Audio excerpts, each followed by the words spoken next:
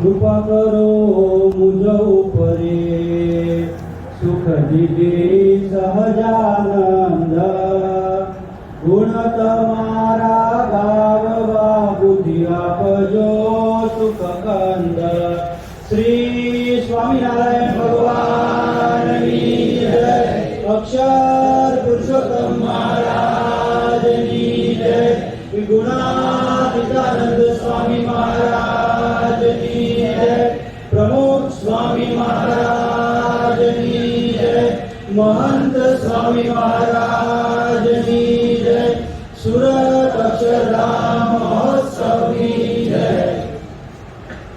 સર્વ ભક્તોને જય સ્વામિનારાયણ। છેલ્લા 2 દિવસથી શ્રી હરિલીલામૃત ગ્રંથ ઉપર આપણે પારાયણનો લાભ લઈ રહ્યા છીએ। શ્રદ્ધા, ખપ અને સ્નેહ એના મધ્ય વિચાર સાથે આ પારાયણનો 3 દિવસનો લાભ આપણને મળ્યો। પહેલો દિવસ શ્રદ્ધા, બીજો દિવસ ખપ અને આજનો દિવસ એ સ્નેહ। મારા તો મામાયાની વાત છોડી દે છે છતાં પણ ભાગી જાય છે। પછી મામાયા નક્કી કર્યું કે જો મહારાજ છે ને કોઈના હાથમાં પકડાય એવા છે નહીં, આ ભગવાન કોઈના હાથમાં આવે એવા નથી। મહારાજ ઉપર કે મારા જીવનની અંદર કોઈ દાગ ન લાગે, કહેતા કે જીવનનું ઉપર દાગ પણ મહારાજને પણ કશું થવું ન જોઈએ એવી ભાવ એને છે।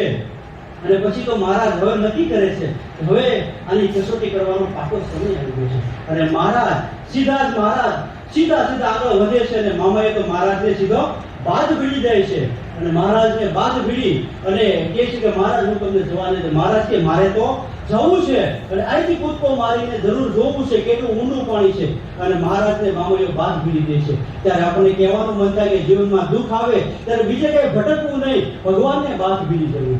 હે મહારાજ, અમારું દુઃખ ટાળવું એ તમારી સામર્થ્ય છે, આ લોકમાં બીજા કોઈની સામર્થ્ય નથી। એમ આ પ્રસંગ દ્વારા મામાએ મહારાજને બાજ ભીડી જાય છે અને મહારાજને આગળ કોના હાથમાં આવે? કોઈના હાથમાં મહારાજ રે એવા થોડા હતા તે મહારાજ તો મામાયાની વાત છોડી દે છે છતાં પણ ભાગી જાય છે। પછી મામાયા નક્કી કર્યું કે જો મહારાજ છે ને કોઈના હાથમાં પકડાય એવા છે નહીં, આ ભગવાન કોઈના હાથમાં આવે એવા નથી। અને પછી જ્યારે આપણા જીવનમાં દુઃખ આવે ને છેલ્લો ઉપાય એ છે કે ભગવાનના ચરણ પકડી લેવા। હે ભગવાન, અમે તમારા ચરણમાં આવ્યા છે, રક્ષકમ મમ, કે અમારા ચરણમાં તમારા ચરણમાં અમે આવી ગયા અને અમારું રક્ષા કરો એમ કરીને મામૈયા છે એ ભગવાનના ચરણ પકડી લે છે કે મહારાજ તમને જવા દેવાના નથી, અહીંથી તમારે કૂદવાનું નથી। અને મામૈયા મહારાજના પગ પકડે છે, મહારાજ તેને ખસડતા થાય છે અને બેગડના ટોચ સુધી પહોંચે, અડધી ટોચ સુધી તો પહોંચી ગયા છે મહારાજ અને પાછળ મામાએ એવા પગ પકડી રાખ્યા છે આમ 2 હાથથી અને પગ એટલા આમ કઠણ પકડી રાખે છે પણ મામાએ પાછળ ઢસડાતા આવે છે। એના વસ્ત્ર હતા એ આખે ને આખા એ દૂર થઈ ગયા છે અને વસ્ત્ર ફાટવા લાગ્યા છે, હાથમાંથી ફાટ્યા છે, ઢીચણ ફાટ્યા છે પણ મહારાજ માનતા નથી। પણ મામૈયાના હાથમાંથી આંસુ જાય છે કે મહારાજ આવું કરશો નહીં, તમે રવા દો, આમ કરો માં। ત્યારે મહારાજ પછી તો ખરેખર એના હૃદયની અંદર થયું કે હવે મામૈયાની ભક્તિ એ પાકી છે, એની કસોટી કરી છે એ બરોબર છે, મામૈયા મારો પાકો ભક્ત છે। ભોય સુવાળું, ભૂખે મારું, તંજી પાલું ખાલ, ઇતને મેં છે ના ડગું તો કરું ન્યાલ। આ રીતે મહારાજ મામાની પાકી કસોટી કરે છે અને ઢસડાતા ટોચ ઉપર લઈ જાય છે અને મામાએ આખા થાકી જાય છે પણ આમ પડી જાય છે, પાછા ઊભા થયા અને મામૈયા એ મહારાજને બાદ ભીડી ગયા અને કહે છે કે મહારાજ હવે આવું કરો માં તમે। ત્યારે મહારાજ ખરેખર એમની આ પ્રેમ લક્ષણા ભક્તિ જોઈ અને મહારાજ રાજી થઈ ગયા અને મહારાજને પછી કહે છે કે પ્રીતમ તમ વિના પ્રેમીના પ્રાણ ન રહે અને ન રહે એની પ્રીત ન હોય।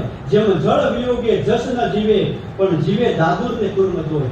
જેમ પાણીની અંદર ઘણા જળચર જીવો હોય છે પણ એ જળચર જીવો છે બધાનું જીવન પાણી નથી હોતું, એમાં જળચર જીવોમાં માછલી છે એમની સાથે ડેડકો પણ રહેતો હોય છે, કાચબો પણ રહેતો હોય પણ ડેડકો અને કાચબો એ બે પાણી વગર પણ રહે પણ પાણી વગર માછલી રહી નથી શકતી। એ જળ એ માછલીનું જીવન છે। એ મામૈયા કહે છે કે મહારાજ તમે અમારું એ જીવન છે। જેમ ચકોર છે ચંદ્રને જોયા વગર રહી નથી શકતો એમ મામૈયા એ મહારાજ વગર રહી શકતા નથી અને મહારાજ પ્રત્યે એ ખરેખર એમનો અતિશય સ્નેહ અને મહારાજ એના સ્નેહથી રાજી થયા। અને આ રીતે જ્યારે ભગવાન ઉપર જ્યારે ભક્તને સ્નેહ થાય એની કસોટી કરે ભગવાન, અને કસોટી ઉપરથી પાર ઉતરે ત્યારે ભગવાન એની ઉપર રાજી થતા હોય છે. નારદ પંચરાત્રની અંદર ભગવાન અને ભક્તના સંબંધનું વર્ણન કરવામાં આવ્યું છે. એમાં કહેવામાં આવ્યું છે, ભક્ત પ્રાણ હિ કૃષ્ણસ્ય કૃષ્ણ પ્રાણ હિ વૈષ્ણવ, કહેતા કે ભક્તનો પ્રાણ એ ભગવાન છે અને ભગવાનનો પ્રાણ એવા સાચા એમના ભક્ત છે, એમના પ્રેમી ભક્ત છે, એ ભગવાનનો એ પ્રાણ રહેલો છે. આ રીતે પ્રેમી ભક્ત છે અને સ્નેહનું બીજું નામ છે કે સર્વસ્વ સમર્પણ, કે ભગવાનને પ્રત્યે જો સ્નેહ હોય ને તેમને સર્વસ્વ સમર્પણ કરી દે.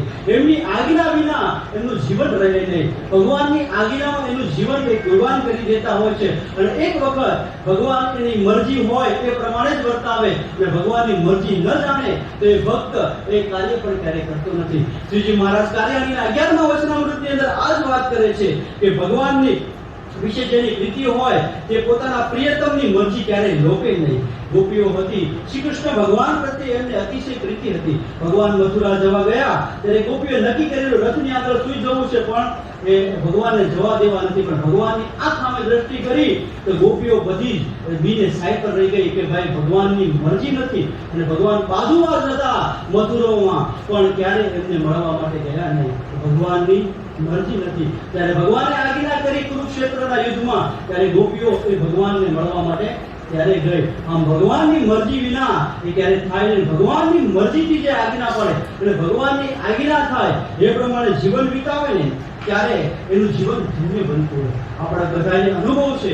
આપણા સુરત મંદિરના મહંત એવા પરમ પૂજ્ય ઘનશ્યામ બાપા જ્યારે સુરતની અંદર આવ્યા એ પૂર્વે એમને આજ્ઞા થયેલી કે તમારે કલકત્તાની અંદર સેવા કરવા માટે જવાનું છે. અને ઘનશ્યામ બાપા કીધું સારું, કઈ વાંધો નહીં. અને ઘનશ્યામ બાપા તો કલકત્તાની અંદર જવા રવાના છે. ત્યાં રસ્તામાં આજ્ઞા થઈ, હવે તમારે કલકત્તા જવાનું નથી, તમારે સુરતની અંદર સેવા કરવાની છે.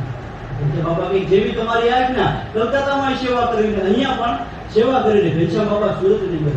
હવે એ સમયે સુરતની દિશા કેવી હતી? આપણા હરિભક્તોનો સમુદાય ખૂબ ઓછો, 90-92 વાત છે. એ સમયે આપણો સમુદાય સાવ ઓછો, અને ઘનશ્યામ બાપા એ સમયે કેવું કઠિન ભર્યું વિચરણ હતું. ઘણા આપણા સુરતના હરિભક્તો, જૂના હરિભક્તો એનાથી વાકેફ છે, અમે પણ જોયેલા છે. ઘનશ્યામ બાપા રિક્ષાની અંદર વિચરણ કરતા. રિક્ષા તો ક્યારેક આખા મંદિર વચ્ચે એક જ રિક્ષા હોય, રિક્ષા ન મળે તો આપણે એક હરિભક્ત હતા દશરથભાઈ, એને બોલાવવામાં આવે, એ પોતાનું કામ પડતું મૂકી દે અને ઘનશ્યામ બાપાને વિચરણમાં લઈ જાય. આ રીતે આપણા વિચરણનું કામ સુરતની અંદર થાય. અને એમની આવી ઘનશ્યામ બાપાએ જ્યારે પ્રેમ લક્ષણા ભક્તિ કરીને સ્વામી પ્રત્યે, ત્યારે આજે જોઈએ કે ઘનશ્યામ બાપા વચન સિદ્ધ પુરુષ કહેવાય.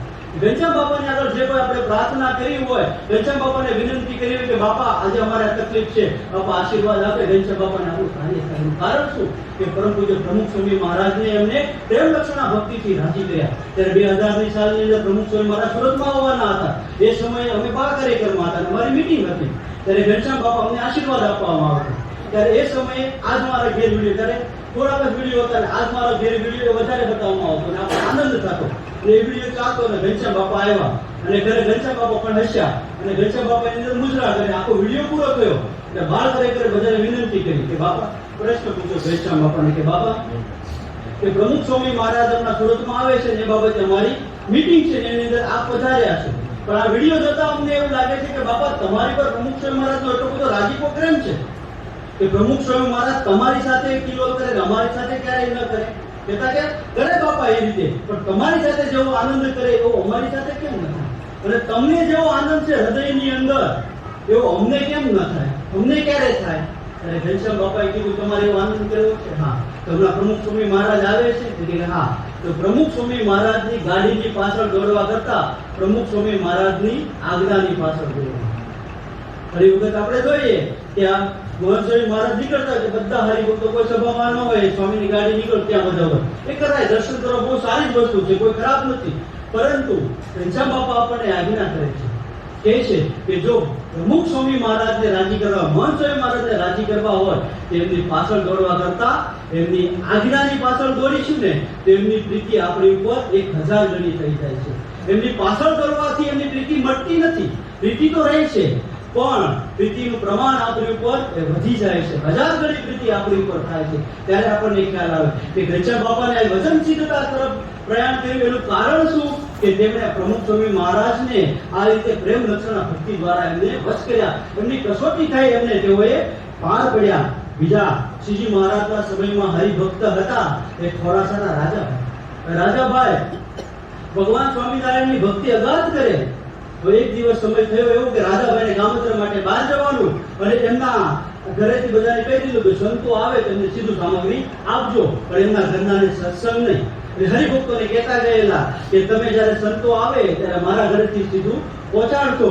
આ બાજુ રાજાભાઈ તો ગયા, પરંતુ સંતો ત્યાં આવ્યા અને આ બધું ઘટના બની એવી કે હરિભક્તો સીધું લેવા ગયા ત્યારે એમના ઘરનાએ ગમે તેવા શબ્દો કહ્યા અને રાજાભાઈના ઘરેથી સીધું લેવા વગર પાછા આવ્યા. રાજાભાઈ પરત આવ્યા અને બધી સઘળી વિગતો જાણી કે મારા ઘરેથી સંતો સીધું સામગ્રી વગર ગયા. ત્યારે રાજાભાઈને આઘાત લાગ્યો કે રાજાભાઈને થયું કે જે કાર્ય ઘર માટે આપણે કરીએ છીએ, ઘરવાળાને બધું કમાઈને આપી દઈએ છીએ, પણ આપણી રુચિ શું છે કે ભગવાન અને સંત રાજી થાય એવું કાર્ય આપણે કરવાનું છે, અને આપણા ઘરવાળા એટલું પણ કરી શકતા નથી આપણી ગેરહાજરી. અને રાજાભાઈને ખરેખર એક ઠેસ લાગી અને બધું જ છોડી અને ઘર-બાર બધું વેચ્યું અને વેચી નાખ્યું. પણ એમના ધર્મપત્ની અને દીકરા માટે જેટલી સાર સંભાળ રહે, આજીવિકા ચાલે એટલી વસ્તુ રાખી અને બાકી બધું વેચી અને મહારાજ પાસે ગરડા પહોંચી ગયા. અને ગરડા પહોંચીને મહારાજના ચરણોની અંદર જે સઘળી આવક હતી એ બધી મહારાજના ચરણોમાં મૂકીને મહારાજને કહ્યું કે મહારાજ કૃપા કરીને મને સાધુ બનાવો અને મારી આ મૂડી આપને અર્પણ કરું છું. ત્યારે મહારાજ હસ્યા અને બોલ્યા કે રાજાભાઈ કે હા મહારાજ, કે તમારે સાધુ થવું છે કે હું કહું એમ કરવું છે? ત્યારે રાજાભાઈ બોલ્યા કે મારા સાધુ થઈને પછી તમારી જ આજ્ઞા પાળવાની છે ને, તો પછી પેલા જ આજ્ઞા કહીજો ને, તમે કયો એમ જ કરવાનું છે. તો મહારાજ કે આ પર્વતભાઈ બેઠા છે, એમના દીકરા છે ને એ સાવ નાના છે, માટે એમને ત્યાં હળ હાંકવા માટે જાઓ. પોતે જાગીરદાર હોય, સમી જાગીરદાર વ્યક્તિ હોય અને એમને હળ હાંકવા માટે મોકલે છે. અને એ સમય તો જ્ઞાતિવાદનું બહુ હતું કે આ ફલાણા આ ફલાણા, પણ એ સમયે રાજાભાઈ કીધું મહારાજ તમે રાજી છો? ત્યારે મહારાજ કે હું અતિશય રાજી. હા મહારાજ કાંઈ વાંધો નહીં, પર્વતભાઈનું હળ હાંકવા માટે તૈયાર છું. અને પર્વતભાઈને ત્યાં હળ હાંકવા માટે ગયા. અને 1 વર્ષ 2 વર્ષ નહીં, 14 વર્ષ સુધી રાજાભાઈએ પર્વતભાઈને ત્યાં હળ હાંક્યું. અને પર્વતભાઈ જ્યારે સમાગમ માટે જાય ત્યારે ક્યારે એમને પૂછાવ્યું નથી કે મહારાજને કહેજો તો ખરા કે આટલા વર્ષો વીતી ગયા, હવે કઈ આપણું કઈ થાય એમ મેળ આવે એમ છે કે નહીં, કે પાછા હવે ખોરાસા ભેગું જવાનું પ્રયાણ કરીએ, એવું ક્યારેય બોલ્યા નથી. ત્યારે 14 વર્ષ થયા અને મહારાજે પર્વતભાઈને બોલાવ્યા અને કીધું અમારું વતન ક્યાં છે, લાવો. ત્યારે રાજાભાઈને ત્યાં બોલાવીને મહારાજે ત્યાં દીક્ષા આપી. ત્યારે ખ્યાલ આવે કે 14 વર્ષ સુધી એમની શ્રદ્ધા કેવી કહેવાય રાજાભાઈની, કે 14 વર્ષ સુધી એક પણ આમ કઈ થવા દીધું નહીં અને મહારાજની આજ્ઞા એ શિર સાડે એમણે પાળી અને ભગવાનના ભક્તને પણ રાજી કર્યા. શ્રીજી મહારાજની પ્રત્યે અપાર સ્નેહ એવા લાડુબા અને જીવબા, એમનો કેવો સ્નેહ શ્રીજી મહારાજ પ્રત્યે હતો કે મહારાજ જ્યારે માનથી ઘોડી લઈને પેગડામાં પગ મૂકે અને બેઠા હોય અને પ્રયાણ કરે તો નથી જાતી દરબારમાંથી ઘોડી ન ચાલી શકે. જીવબા ખાલી માનકીની સામે દ્રષ્ટિ કરે, લાડુબા ઘોડી ન જઈ શકે. આવો મહારાજ પ્રત્યે એમનો પ્રેમ. પણ મહારાજ જ્યારે પ્રેમથી વિનંતી કરે કે હવે અમને જવા દો, ત્યારે જીવબા અને લાડુબા કે મહારાજ જાઓ, તમારા પ્રેમ. કેટલો મહારાજ પ્રત્યે સ્નેહ છે. માનકી ઘોડી એ પણ એમના સ્નેહથી આ રીતે ઘેરાઈ જતી અને પોતે રહી જતી. આવી રીતે મહારાજ પ્રત્યે એમનો સ્નેહ. શ્રીજી પ્રેમનું બીજું લક્ષણ છે એ છે કે અખંડ સ્મરણ થવું જોઈએ. અખંડ સ્મરણ થાય એ પણ એક સ્નેહ છે. શ્રીજી મહારાજ પ્રથમના 44માં કહે છે કે ભગવાનની મૂર્તિનું અખંડ સ્મૃતિ રહે તે સ્નેહનું મુખ્ય કારણ છે. સ્નેહ છે ભગવાનની મૂર્તિનું પણ અખંડ સ્મરણ થવું જોઈએ. ગુણાતીતાનંદ સ્વામીની અંદર જીવનમાં જોઈએ તો ખ્યાલ હોય, ગુણાતીતાનંદ સ્વામી એવું કહેતા કે મહારાજનું સ્મરણ અટકી જાય તો વિસ્મરણ થઈ જાય, તો તાળવું ફાટી જાય એવું લાગે. ગુણાતીતાનંદ સ્વામી શ્રીજી મહારાજના દર્શન કરવા માટે વરસતા વરસાદમાં નેવા નીચે ઉભા રહે કે મહારાજની એક ઝલક થઈ જાય અને તમારા દર્શન થઈ જાય એવું મહારાજ પ્રત્યે એમને ભાવ. શ્રીજી મહારાજ વડે પ્રથમના 54 વચનામૃતમાં પણ એમ કહે છે કે જેમના સગા સંબંધીને વિશે આત્મબુદ્ધિ છે એ ભગવાન અને ભગવાનના સંતને વિશે થાય ને તો મોક્ષનું દ્વાર ઉઘાડું થઈ જાય. મોક્ષનું દ્વાર ભગવાન અને સંત પ્રત્યે પ્રીતિ થાય તો મોક્ષનું દ્વાર ઉઘાડું થઈ જતું હોય છે. એવા પૂર્વે કેટલા ભક્તો થઈ ગયા. ભગવાન શ્રી રામના જીવનની અંદર વિચાર કરીએ કે રામાયણના સમયની અંદર ઘણા બધા ભક્તો ભગવાન રામના સમયમાં હતા. પરંતુ રામની સાથે પ્રીતિ પણ હતી, પણ ભગવાન રામને પ્રીતિ કોની ઉપર સૌથી વધારે હતી? લક્ષ્મણજી ભરતજી સાથે, સીતાજી સાથે પણ. એ તો એમના ઘરના સભ્યો હતા. ઘરના સભ્યોની બહાર જોઈએ તો કોણ હતું? તો હનુમાનજી મહારાજ પ્રત્યે એમને પ્રીતિ હતી. શું કામ હતી? હનુમાનજી મહારાજે સર્વસ્વ પ્રભુ શ્રી રામને અર્પણ કરી દીધું. ત્યારે તુલસીદાસે હનુમાન ચાલીસામાં ગાયું કે તુમ મમ પ્રિય ભરત સમ ભાઈ. હનુમાનજી મહારાજને ક્યાં સુધી પહોંચાડી દીધા કે ભરત જેવા મારા ભાઈ છે. ભરતજીએ તો આખું રાજપાટ ત્યાગી દીધું, પણ ભરતજી જેવી દશા ઉપર હનુમાનજી મહારાજને મૂકેલું કારણ શું? કે પ્રભુ શ્રી રામની અનુવૃત્તિની સેવા એમને કરી. ભગવાન શ્રી રામે જેટલા કાંઈ પરીક્ષાઓ કરી બધાની અંદર હનુમાનજી મહારાજ એ પારંગત થયા. એ જ હનુમાનજી મહારાજ એવા શિષ્ય તૈયાર કર્યા હતા તુલસીદાસજી. તુલસીદાસજીની અંદર પણ એવી ભક્તિ પ્રેરી કે તુલસીદાસજીને એમના પત્ની પ્રત્યે અતિશય સ્નેહ હતો. ત્યારે એમના પત્ની એવા કટુવચન કહ્યા, જેસી પ્રીત હરામ છે એસી હરી છે હોય, ચલા જાય વૈકુંઠ में ફલા ન પકડે કોઈ. તમને મારી સાથે પ્રીતિ છે એવી રામની સાથે પ્રીતિ કરી દો, જાઓ તમારું કલ્યાણ થઈ. અને ખરેખર તુલસીદાસજી પછી તો આ સંસાર બાજુ જોયું નહીં અને રામાયણ લખવાનો પ્રયત્ન કર્યો અને રામચરિત્ર માનસ લખ્યું. એમાં હનુમાનજી મહારાજનો સુંદરકાંડ લખ્યો અને હનુમાનજી મહારાજ પ્રસન્ન થયા, એમને ગુરુ બનાવ્યા. અને હનુમાનજી મહારાજે વિનંતી કરી કે પ્રભુ મારે પ્રભુ શ્રી રામના દર્શન કરવા છે. ત્યારે હનુમાનજી મહારાજે કીધું, તને મારી ઉપર પ્રીતિ છે, પ્રભુ શ્રી રામને મારી ઉપર પ્રીતિ છે, તો પ્રભુ શ્રી રામને તારી વતી પ્રાર્થના કરી તને જરૂર દર્શન દેશે. અને ખરેખર તુલસીદાસજીએ તૈયાર રહેવાનું કીધું. તું ચિત્રકૂટમાં જા અને ભગવાન રામ દર્શન દેશે. અને એક સમય એવો આવ્યો, તુલસીદાસજી ચિત્રકૂટના ઘાટ ઉપર બેઠા અને ભગવાન રામે એને दर्शन दीदा. चित्रकूट के घाट पे भई संतन की भीड़, तुलसीदास चंदन घिसे तिलक करे रघुवीर. भगवान राम એને પ્રસન્ન થઈ ગયા. શું કામ? કે ભગવાન રામ પ્રત્યેની પ્રીતિ છે. ભગવાન રામની એ આજ્ઞા પ્રમાણે કહેતા કે અનિવૃત્તિની આજ્ઞા કે એમનું રામચરિત્ર માનસ લખ્યું અને એ પ્રમાણે એમનું જીવન વિતાવ્યું. ત્યારે એમની પર પ્રભુ શ્રી રામની કૃપા થઈ. અને ભગવાન સ્વામિનારાયણના બાદ આપણે જો ગુણાતીત સત્પુરુષના જીવનની અંદર તપાસ કરીએ તો ખ્યાલ આવે કે ભગતજી મહારાજે ગુણાતીતાનંદ સ્વામીની કેટલી આજ્ઞા પાડી. વધુ કરવાની સેવા હોય એ પણ ભગતજી મહારાજે કરી. અને કેટલી ભગતજી મહારાજ ઉપર પરીક્ષા થઈ. ભગતજી મહારાજને વિમુખ કરી દીધા, છતાં પણ ગુણાતીતાનંદ સ્વામીના ગુણ ગાવાના મૂક્યા નહીં. આખરી પરીક્ષા સમયે ગુણાતીતાનંદ સ્વામીનું સ્નેહ એમણે તોડ્યું નહીં. એ જ ભગતજી મહારાજે શાસ્ત્રીજી મહારાજને અક્ષર અને પુરુષોત્તમની ઉપાસના પ્રવર્તન કરવાની આજ્ઞા કરીને તો શાસ્ત્રીજી મહારાજે મથેળી પર માથું મૂકી અને સરી ચોકમાં એ જઈ અને ચરોતરના ચોકમાં ભોજાસનની અંદર મંદિર બનાવ્યું. આ ભગતજી મહારાજની આજ્ઞા પ્રમાણે એમની અનુવૃત્તિ પ્રમાણે અક્ષર અને પુરુષોત્તમની ઉપાસના થઈ. પણ શાસ્ત્રીજી મહારાજ પર કેટલી કસોટી થઈ. ઝેર નાખવાનો પ્રયત્ન થયો, ચૂલમાં નાખી દેવાના પ્રયત્નો થયા. શાસ્ત્રીજી મહારાજના ભક્તો સંતો કથા વાર્તા કરે તો અગાસી પરથી એમને ફેંકી દે, આવા પ્રયત્નો થયા. પણ શાસ્ત્રીજી મહારાજ આ પરીક્ષામાંથી ભેગ્યા નહીં. બ્રહ્મ સ્વરૂપ યોગીજી મહારાજ જ્યારે જુનાગઢનો દરવાજો મૂક્યો ત્યારે લોકો એમને કીધું કે જોગી શાસ્ત્રીજી મહારાજ પાસે, શાસ્ત્રી પાસે નથી માણા, નથી પાણા, નથી દાણા, શું કામ હેરાન થવા માટે જાઓ છો? ત્યારે જુનાગઢના કોઠારે કહ્યું કે જો જોગી પાછા આવી જાય ને તો હાથીની અંબાડીએ એમનું ફરીથી સ્વાગત કરતા. યોગીજી મહારાજે શું કહ્યું કે શાસ્ત્રીજી મહારાજ જેવા ગુરુ આ બ્રહ્માંડમાં નહોતા. શાસ્ત્રીજી મહારાજની આજ્ઞાએ એક દેહ તો શું અનંત દેહ એ કુરબાન કરવા પડે ને તોય ઓછા છે. એમની પરીક્ષામાં તો આપણે ભરી જવું જોઈએ અને અક્ષર પુરુષોત્તમ ઉપાસના માટે આપણે જોડાઈ જવું જોઈએ. એ જ આજ્ઞા એમની આજ્ઞા પાડતા પ્રમુખ સ્વામી મહારાજ, ત્યારે પ્રમુખ સ્વામી મહારાજ ગોંડલની અંદર વિરાજમાન હતા. એ સમયે ગોંડલની અંદર હતા ત્યારે કાર્યક્રમ હતો અને કાર્યકરોએ એ સમયે ગોંડલની પીવન ખાધી લાવેલા અને પ્રમુખ સ્વામી મહારાજને આગળ બતાવ્યા. ત્યારે પ્રમુખ સ્વામી મહારાજને કીધું કે બાપા ગોંડલની પીવન ખાધી છે. બાપા કે કેમ? આની ખાસિયત શું છે? કે બાપા જે પીવન ખાધી છે ને એની ખાસિયત એ છે કે વીટી લેવાની, વીટીની અંદર ખાધીનો એક છેડો નાખવાનો સીધી આમથી આમ બહાર નીકળી જાય આખી ખાધી. એટલે કાંઈ થાય નહીં, આખી વીટીમાંથી બહાર નીકળી જાય ને એવી પ્યોર સ્મૂથ ખાધી આવે. અને મોટા નેતા હોય ને એ આ ખાધીના કપડા પહેરે જેનાથી એના શરીરની અંદર કોઈ ઇન્ફેક્શન ન થાય. બધું હાથ બાપા કે એમ છે? બાપા કે સારું છે. પછી બાપા પ્રમુખ સ્વામી મહારાજ શું બોલ્યા?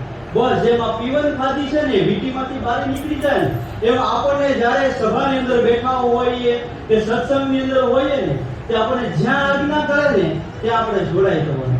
કે જે કોઈ આપણી કસોટી થાય ને બસ જેમ વીટીમાંથી કેમ ખાધી બહાર નીકળી જાય, એ કસોટીમાંથી આપણે બહાર નીકળી જાય તો ભગવાન અને સંત આપણી ઉપર રાજી થાય. શાસ્ત્રનો કેટલો ગહન સાર છે એ પ્રમુખ સ્વામી મહારાજે શેષની અંદર કરી. વર્તમાન કાળે મહંત સ્વામી મહારાજ એ પણ આજે આપણે જોઈએ કે નાના નાના ભૂલકાઓ મહંત સ્વામી મહારાજ સાથે કેટલી પ્રીતિ છે કે 315 શ્લોક કરવા માટે બાવડા થઈ ગયા. આ વેકેશનમાં બધે ફરવા જવાનું બધું મૂકી અને મહંત સ્વામી મહારાજની આજ્ઞાની અંદર જોડાઈ ગયા. અને એ પણ આપણને પણ વિચાર આવે કે 92 વર્ષના વ્યક્તિ મહંત સ્વામી મહારાજ એક આજ્ઞા કરીને નાના નાના બાળકો જોડાઈ જાય. અને આપણે ઇન્ટરવ્યુ જોઈએ તો શું કે બાળકો મારે બાપાને રાજી કરવા છે. ક્યાં 92 વર્ષ કે ક્યાં 8 વર્ષ કે 5 વર્ષના ભૂલકાઓ કોઈ મેળાપ રહેતો નથી. ત્યારે આપણે જોઈએ કે મહંત સ્વામી મહારાજ સાથે એમની પ્રીતિ છે. ત્યારે એમની પ્રીતિ આપણે પ્રત્યે રાખવી હોય તો ખુદ ही के कर इतना बुलंद કે तेरी हर बंदगी के बाद खुदा भी तुझसे पूछे कि बोल बंदे तेरी મજા ક્યાં હે. આ રીતે જ્યારે બંદગી એમની કરીએ એ રીતે બંદગી મામૈયા પટગરે કરી. અને મહારાજ એમની આ બંદગી જોઈ કેટલાક એમની આ કસોટીમાંથી પાર નીકળેલા જોઈ અને મામૈયા પટગરને મહારાજે બોલ્યા કે મને પકડી રાખો જેવી રીતે અંતે તમને હું પકડીશ પ્રીતે તામ અક્ષર માલઈ જઈશ મારા સમીપમાં જઈશ. મહારાજ એમને કહે છે કે જે રીતે તમે મને પકડી રાખ્યો એ રીતે હું તમને મારા ધામની અંદર પકડી લઈશ, મારા ધામમાં તમને બેસાડી દઈશ. તો આજના શુભ દિવસે મહારાજ અને સ્વામીને એવી પ્રાર્થના કરી કે જેવી મામૈયા પટીકરની પરીક્ષા થઈને તેઓ પાર નીકળી ગયા એ રીતે આપ જ્યારે અમારા જીવનની અંદર પરીક્ષા કરો ત્યારે અમને આપનાની અંદર એ દૈહિક ભાવ ન આવે, મનુષ્ય ભાવ ન આવે અને આપને રાજી કરવાની ભાવના એ રહે. એ જ અમારી પર કૃપા કરશો. નીતિ શ્રી વિહારીલાલજી આચાર્ય વિરચિત્રે હરિલીલામૃતે ષષ્ટમે કલશે અચિત્યાનંદ વર્ણેન્દ્ર અભય શ્રી રૂપ સંવાદે શ્રી હરિ કુંડળ ગ્રામે तीर्थ दिव्य चरित्र करण नाम अष्टमो विश्राम. स्वामी नारायण.